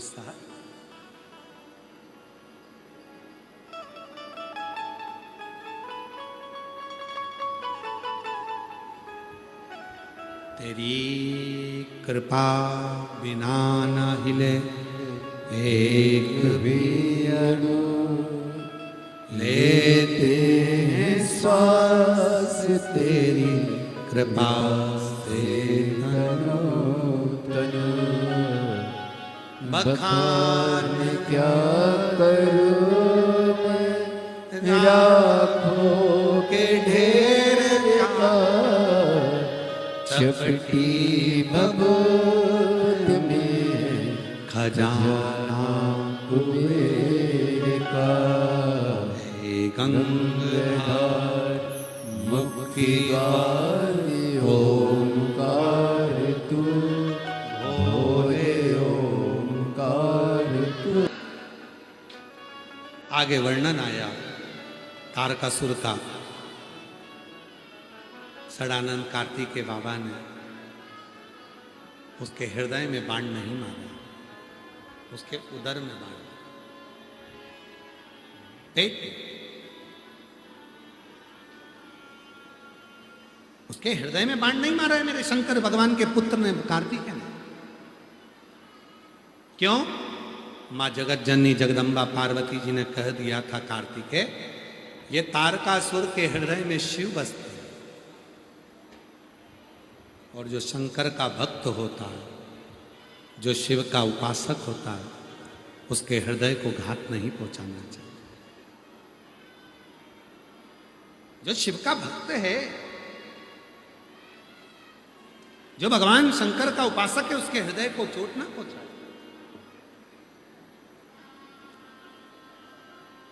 भला किसी का कर ना सको तो बुरा किसी का मत। भला किसी का कर न सको तो बुरा किसी का मत करना। पुष्प नहीं बन सकते तो तुम कांटे बन कर मत रहना। पुष्प नहीं बन सकते तो तुम कांटे बन कर मत रहना। शिव का कोई भक्त है, भगवान शंकर का उपासक है, शिव की शरणागति धारण करने वाला है, शंकर की आराधना करने वाला है, उसके हृदय को चोट कभी उसके हृदय को चोट ना पहुंचे। तारकासुर के 3 बेटे हैं, तारकाक्ष, विधुमाली, कमलाक्ष। तीनों उपद्री है। भगवान देव अधिदेव महादेव ने 33 कोटि देवताओं को पशु बनाया। शिव जी उनके पति बन गए। दौड़ाते दौड़ाते तीनों को एक जगह पर एकत्रित कर लिया। तारकाक्ष विदुमाली को मारा तो कमलाक्षकी ने फरसा निकालकर शिव जी का सिर काट दिया, जो नंदी के रूप में। कटा हुआ सिर नेपाल में जाकर गिर गया तो वो पशुपति नाथ कहलाया। धड़ केदार के रूप में पुजाने लगा, केदारेश्वर महादेव। भगवान शिव को लगा अगर ये आज नहीं मरा तो कभी नहीं मरेगा, तो भगवान शंकर अपने असली स्वरूप में प्रकट।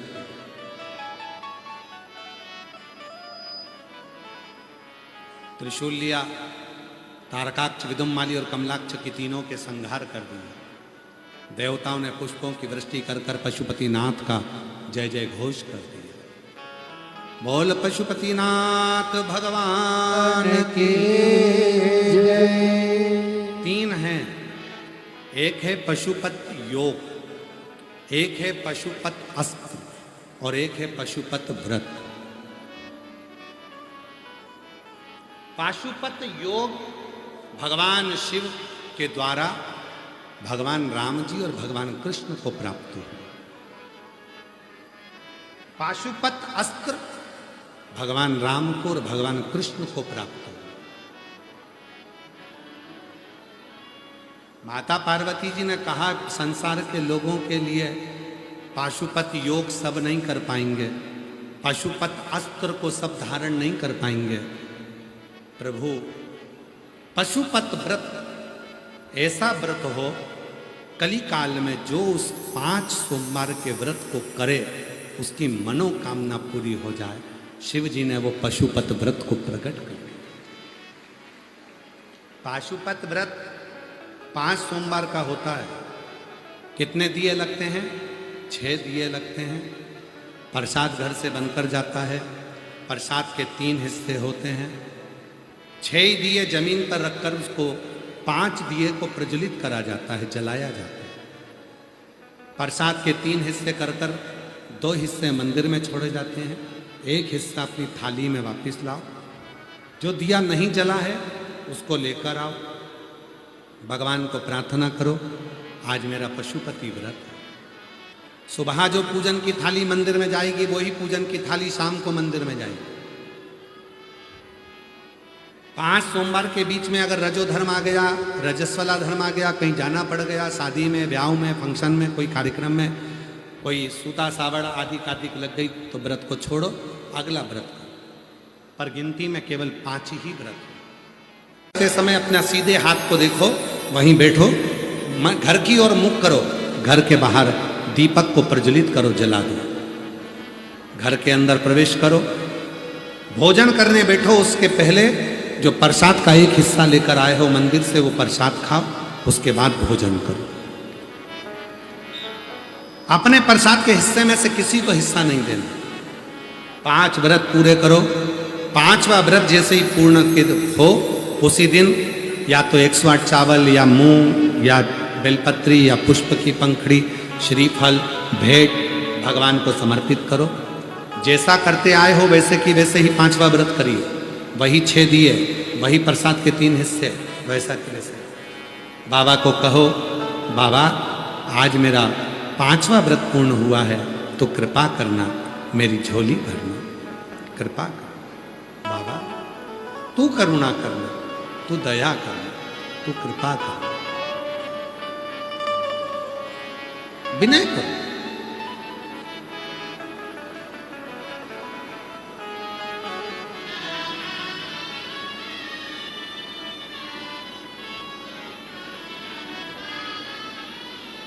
निवेदन कर कर बाबा को अपने 5 व्रत पूर्ण करो। एक बार में नहीं हो, 2-3 महीने बाद फिर करो। पशुपति व्रत ये नहीं कि हमने एक बार कर लिया, 2 बार कर लिया, करो हर 6 महीने में, 8 महीने में, 15 महीने में, 1 साल में, जितना तुमसे कर सके, महीने 2-4 महीने में, 6 महीने में करते रहो। क्योंकि पाशुपत योग हम नहीं कर सकते, पाशुपत अस्त्र को प्राप्त नहीं कर सकते, तो कम से कम पशुपति व्रत कर कर अपने घर को, परिवार को, जीवन को सार्थक कर सकते हैं। पशुपति वो जीवन की सार्थकता देना, ऐसा सुंदर पशुपति व्रत की महत्वता कही। भगवान श्री गणेश जी महाराज आ रहे हैं, जोरदार ताली बजाकर स्वागत करिए भगवान श्री गणेश जी महाराज का।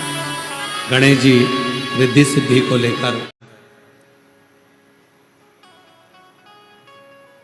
पुरुषोत्तम मास में, अधिक मास में, अगर 63 नयनारों में से एक नयनार की भी शिव महापुराण की कथा के अंतर्गत कथा सुनने को मिल जाए, समझ लेना कि तुमने 12 ज्योतिर्लिंग का दर्शन और काशी में गंगा का स्नान कर लिया।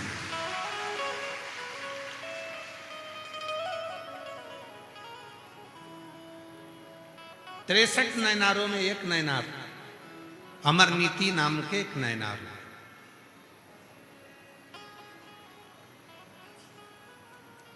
व्यापारी थे, व्यापार करते थे, व्यापार में लगे रहते थे। पर व्यापार के साथ में उनका एक काम था, शिव के कोई भक्त अगर उनके गांव में आ जाए तो उनको भोजन कराना, भजन कराना और कुछ वस्त्र देकर उनको विदा करना। शिव भक्त है और शिव भक्त का एक काम सबसे प्रबल होता है कि वो भजन भी कराता है, भोजन भी कराता है और भक्ति के साथ में कुछ जो उससे बनता है वो देकर विदा भी करता है। इसी को शिव भक्ति कहते हैं और भगवान शंकर के भक्त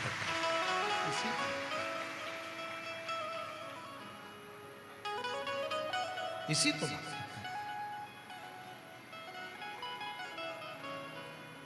और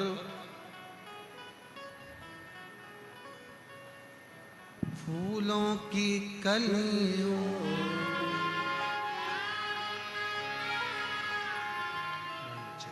थोड़ा नीचे करके बताइए। फूलों की कलियों में काशी की गली, तेरे बिना कुछ कहीं ना, तेरे बिना भी क्या जीना, तेरे बिना भी क्या जीना, ओ भोले रे,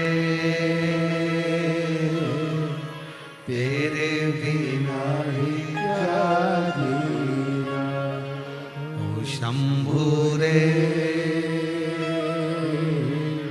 तेरे बिना भी क्या जीना।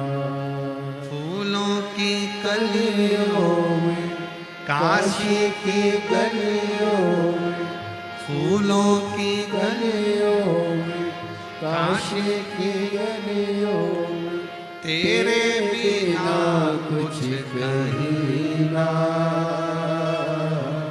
तेरे बिना भी क्या जीना, ओ शोले रे, तेरे बिना भी क्या जीना, ओ शंभू रे, तेरे बिना भी क्या जीना। उसके बिना सब सुना है, मार वो नहीं तो कुछ नहीं। अब अमर नीति व्यापारी है।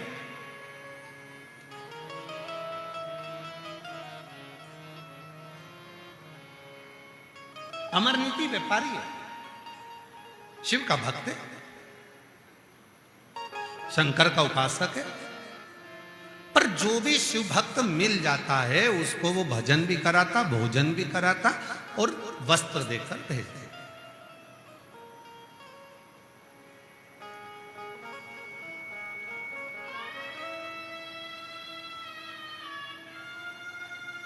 उसके दरवाजे से जितने भी निकल कर जाते हैं ना, सबके चेहरे बड़े खुश दिखते। एक दिन पार्वती जी बैठी थी शिव जी के साथ काशी में,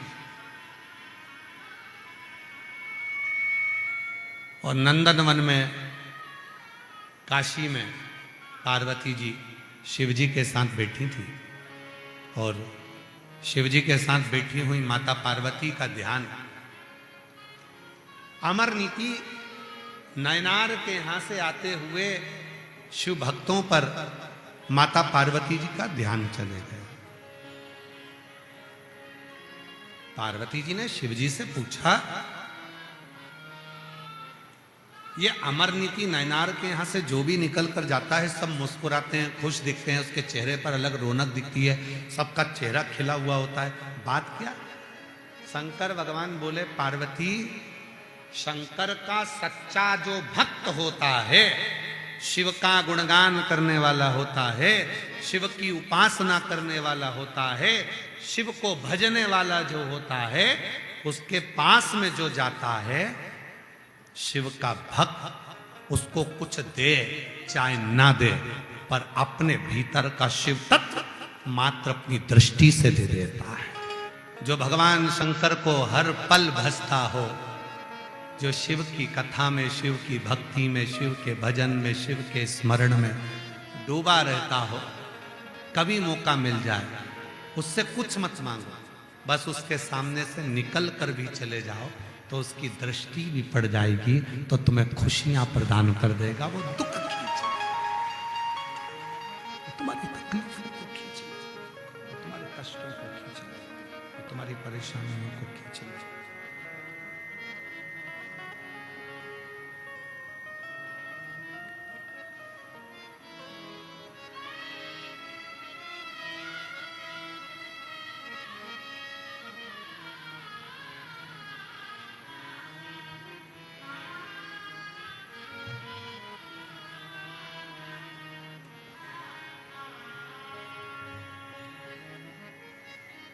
वो तुम्हारे जीवन में सुख देना प्रारंभ कर दे, वो तुम्हारे जीवन में आनंद देना प्रारंभ कर दे,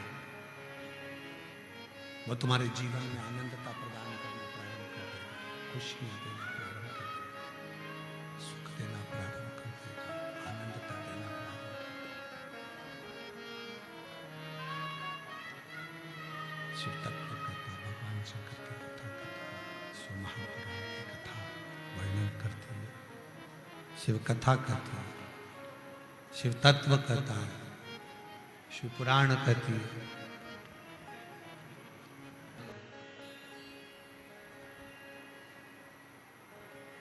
पार्वती जी ने कहा कि आखिर इस अमर नीति के पास में से जो भी निकल कर जाता है उसके अंदर खुशियां कैसे आ जाती है, उसके मुख पर प्रसन्नता कैसे आ जाती है, उसके अंदर इतना सुख कैसे आ जाता है, उसके चेहरे पर इतनी प्रसन्नता, उसके चेहरे पर इतना आनंद, उसके चेहरे पर इतनी मुस्कान कैसे आ जाती है।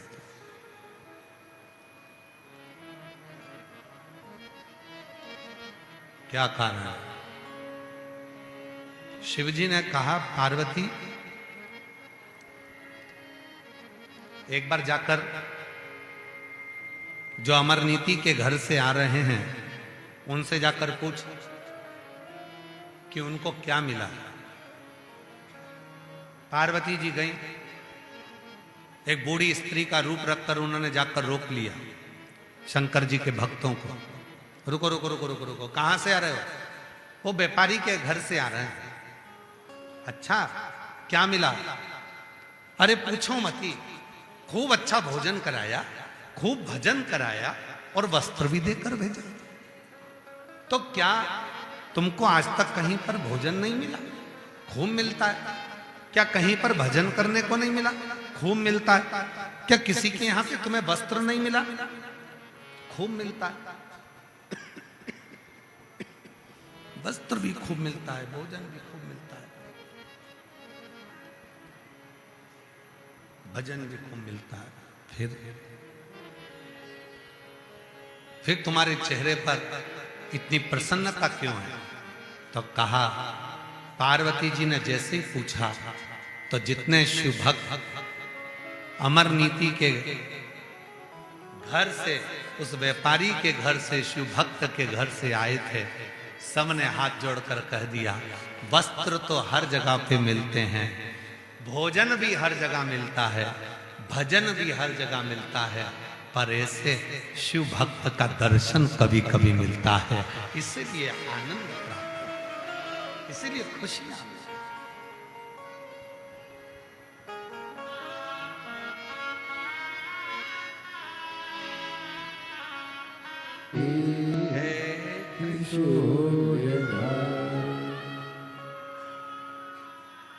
शिव जी से पार्वती जी ने कहा, क्या शिव भक्त का दर्शन कर लेने पर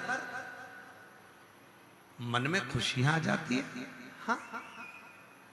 पार्वती जी ने कहा, मुझे शिव भक्त का दर्शन कर। शंकर भगवान मन में सोचे, बाजू में शंकर जी बैठे हैं,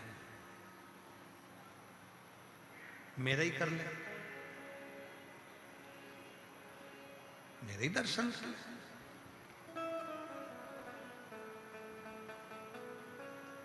पर कई बार माताओं के साथ में बड़ी बड़ी बहुत बड़ी विचित्रता होती है।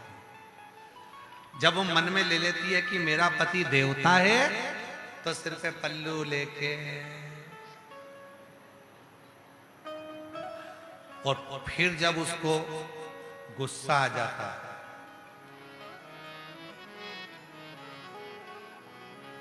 तो होके शेरों पे सवार,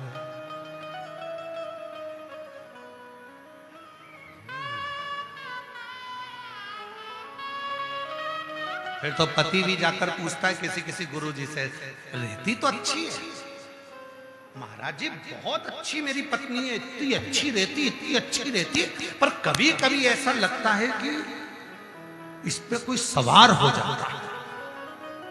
गुरुजी बोले, ये किसी पे सवार नहीं, इस पे कोई सवार नहीं होता, ये शेर पे सवार हो जाते हैं।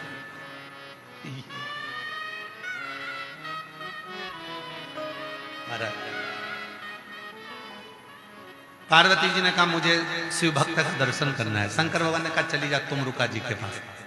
तुमरुका जी? हाँ। पार्वती जी को पहली बार भगवान शंकर ने तुमरुका जी के पास भेजा।